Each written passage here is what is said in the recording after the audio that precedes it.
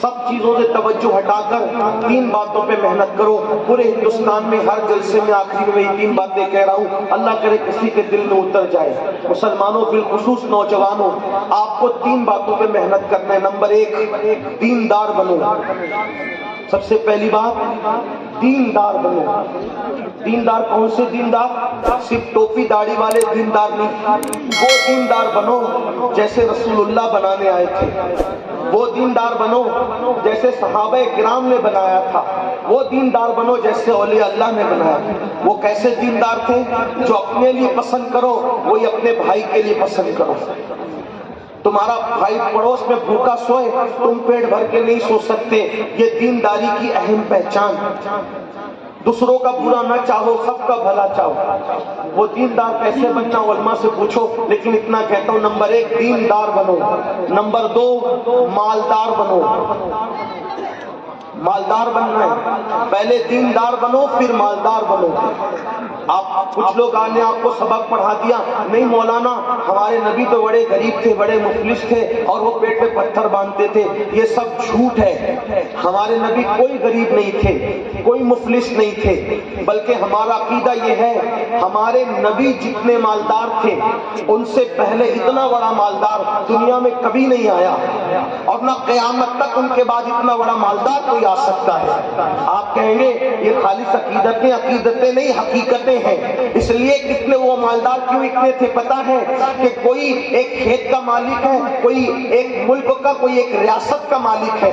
تنہا میرے نبی ہے, اللہ نے ان کو زمینوں کا بھی مالک بنایا, ان کو آسمانوں کا بھی مالک بنایا, ان کو جنت کا بھی مالک بنایا, ان کو ہر چیز کا مالک بنایا. اسی لیے امام اہل سنت کہتے ہیں خالق کل نے آپ کو مالک کل بنا دیا. دونوں جہاں آپ کے قبضہ و اختیار میں. ہمارے نبی سب سے زیادہ مالدار تھے.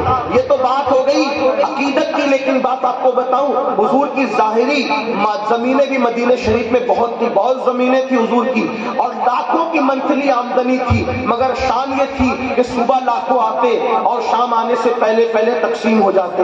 ہمارے نبی غریب نہیں تھے, بہت مالدار تھے. آپ کو بھی مالدار بننا ہے. امام اعظم بھی مالدار تھے, صدیق اکبر بھی مالدار تھے, فاروق اعظم بھی مالدار تھے, امام حسن امام حسین بھی مالدار تھے. یہ علم والے موجود ہیں, ان کی موجودگی میں کہوں, بڑے سے بڑا آج فیکٹری کا مالک اگر کسی کے پاس کوئی بھکاری آئے تو کتنا دیتا ہے؟ اگر 500 دے گا نا, پیر کو بھی تو دکھا کے دیتا ہے. بھکاری کی بات جانے دو, پیر کو بھی دیتا ہے. تو سوچتا ہے کہ 4 مرید دیکھے کہ میں نے پیر کو 500 دیا. یہی ہے نا, بھکاری کو تو کوئی جلدی 500 دیتا بھی نہیں. اب آپ سے پوچھتا ہوں, امام حسن اور امام حسین کے پاس بھکاری آتے ہیں تو ایک ایک وقت میں امام حسن اور امام حسین 50-50 ہزار درہم لوگوں کو عطا کر دیتے ہیں. تو جو غریب لوگ ہوں گے وہ فقیروں کو 50,000 دیں گے, بلکہ اللہ کی قسم 50,000 دے کر ساتھ میں چٹھی لکھ کر بھی دیتے ہیں, معاف کرنا ابھی اتنا ہی ہے, اگر اور ہوتا تو اور عطا کر دیتے. ہمارے یہاں غریب کون ہے؟ سب تو مالدار لوگ. آپ بھی مالدار بنو, لیکن جوئے سے مت بننا, شراب کے دھندے سے مت بننا, سود کے دھندے سے مت بننا. موبائل کا استعمال کم کرو, فیس بک کا استعمال کم کرو, یوٹیوب کا استعمال کم کرو. وقت کا صحیح استعمال کر کے 8 گھنٹے کی بجائے 16 گھنٹے محنت کرو اور مالدار بنو. اللہ تمہیں ترقی دے گا. ان بزرگوں سے دعا لو, جو اندر ہے ان سے دعا لو, جو اوپر ہے ان سے دعا لو.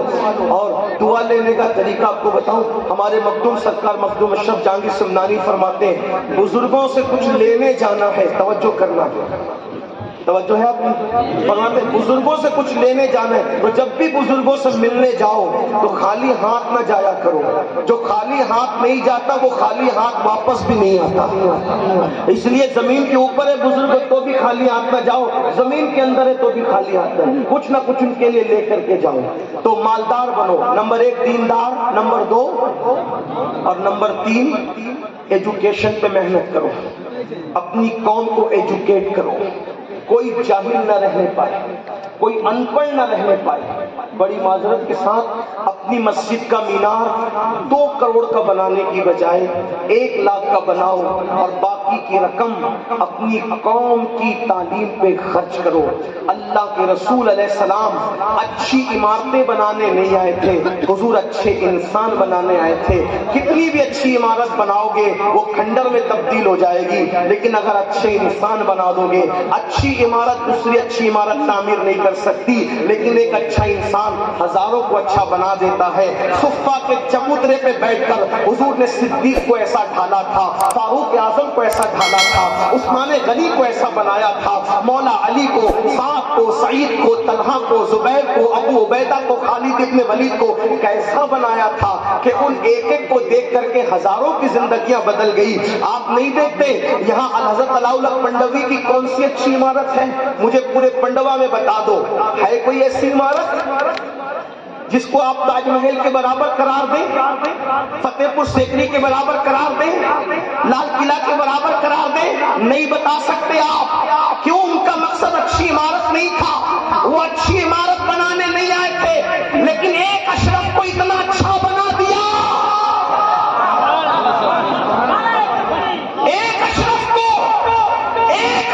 اتنا اچھا بنا دیا، اتنا اچھا بنا دیا کہ اس ایک کے دنیا سے جانے کے بعد بھی اس کے نام ہی سے لوگ اچھے بنتے جا رہے ہیں۔ اس لیے اچھے انسان بنانے کی طرف توجہ کرو۔ دیکھو اچھے انسان اور اچھی عمارت میں فرق کیا ہے؟ تاج محل اچھی عمارت ہے، لیکن اس کا فائدہ قوم کو کیا ہے؟ شاہ جہاں نے اچھی عمارت بنائی، اس کا فائدہ قوم کو کیا ہے؟ علاؤالحق پنڈوی نے اچھا انسان بنایا، اس کا فائدہ دیکھ لو۔ ایک چمکتے ہوئے چہرے، کیا اشرف کا فیضان نہیں؟ یہ محفل کی چمک کیا سرکار اشرف کا فیضان نہیں؟ کیا دنیا کے شرق و غرب میں اللہ اکبر جو سنیت کا اللہ اللہ سکہ چل رہا ہے، کیا اس میں مخدومی فیضان کی کرنیں نہیں؟ یاد رکھیں اچھے انسان بنانے کی یہ اہمیت ہے۔ تو میری گزارش ہے مسجدوں کے میناروں کو اونچا بنانے والوں، اپنی قوم کے علمی معیار کو اونچا کرنے کی کوشش کرو۔ شادی کی فضول خرچے کم کرو، جلسوں کی فضول خرچے کم کرو، اللہ اکبر، اور بھی رسومات کا خاتمہ کرو۔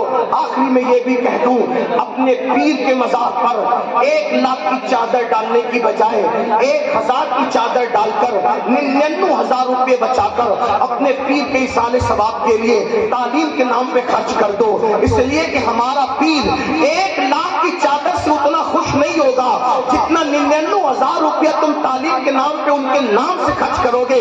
اس لیے کہ میرے علاؤالحق کو، میرے مخدوم کو، میرے پیر کو میرے 1 لاکھ کی چادر کی ضرورت اس لیے نہیں ہے کیونکہ وہ جنت کی نعمتوں سے محظوظ ہو رہے ہیں، انہیں میری چادر کی کیا حاجت ہے؟ عقیدت کے لیے تو 1000 کی چادر بھی کافی ہے۔ اور باقی جس قوم کو اٹھانے کے لیے انہوں نے سمنا چھوڑا، لاہور چھوڑا، کسی نے ایران چھوڑا، کسی نے عراق چھوڑا، آئیے ہم بھی عہد کریں کہ ہم اپنی قوم کو اوپر اٹھانے کی کوشش کریں۔ دیندار بنو، مالدار بنو، ایجوکیشن پر محنت کرو۔ میں حضور قادری میاں کو اور مخدوم اشرف مشن پنڈوا والوں کو مبارکباد پیش کرتا ہوں کہ اس جنگل کے اندر اتنی خوبصورت عمارت انہوں نے بنائی، اور ماشاءاللہ درجنوں بچوں کی فراغت آج ہو رہی ہے۔ اسی طریقے سے میں سرکار اخی سراج آئینہ ہند کی بارگاہ میں، مخدوم صاحب کے مخدوم کے مرشد کی بارگاہ میں گیا تو میں نے وہاں بھی دیکھا انگلش اسکول کا قیام ہو رہا ہے، ادارے قائم ہو رہے ہیں۔ میری گزارش ہے رسومات پر پیسہ خرچ کرنے کی بجائے تعلیمات پر پیسہ خرچ کرنے کی کوشش کرو، تاکہ ہم اپنی قوم کو منظم کر کے آگے بڑھا سکیں، کیونکہ میرے آقا علیہ السلام نے فرمایا جس نے اس حالت میں صبح کی کہ میری امت کی بھلائی کا کوئی منصوبہ نہیں بنایا فلیسا منا، وہ میری سوسائٹی کا ممبر نہیں ہے۔ کاش ایسا ہوتا کہ ہم جتنے پیروں کے ماننے والے ہیں ہم اپنے پیروں کے نام سے کالجز بناتے، یونیورسٹیاں بناتے، بڑے بڑے ادارے بناتے۔ یاد رکھیے گنبدوں کی تعمیر کے ساتھ ساتھ ہمیں چاہیے کہ ہم اداروں کی تعمیر کے لیے کمر کس لیں، تاکہ ہماری آنے والی نسلیں علم کے زیور سے ایسی آراستہ ہو جائے کہ جدھر رخ کریں ادھر انقلاب پیدا ہو۔ لوگ کہتے ہیں ہم اس لیے نہیں پڑھاتے کہ نوکری نہیں ملتی۔ میرے بھائی ہم نوکری کے لیے نہیں پڑھاتے، ہم اپنے بچوں کو اچھا انسان بنانے کے لیے پڑھاتے ہیں۔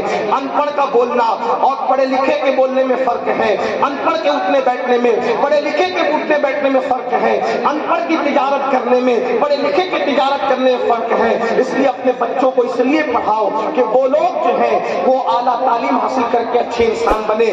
آدھی روٹی کھانا پڑے تو آدھی روٹی کھاؤ۔ ہمارے مہاراجہ کے مشائخ نے نعرہ دیا، آدھی روٹی کھائیں گے، بچوں کو پڑھائیں گے۔ اگر آدھی روٹی کھانا پڑے تو آدھی روٹی کھاؤ، لیکن اپنے بچوں کو ضرور پڑھاؤ۔ یہ چند معروضات تھے جسے میں نے اپنے دل کو آپ کے دلوں کی چوکھٹ پہ پیش کیا، اس امید کے ساتھ کہ اللہ تعالیٰ ہم سب کو عمل کی توفیق عطا کرے۔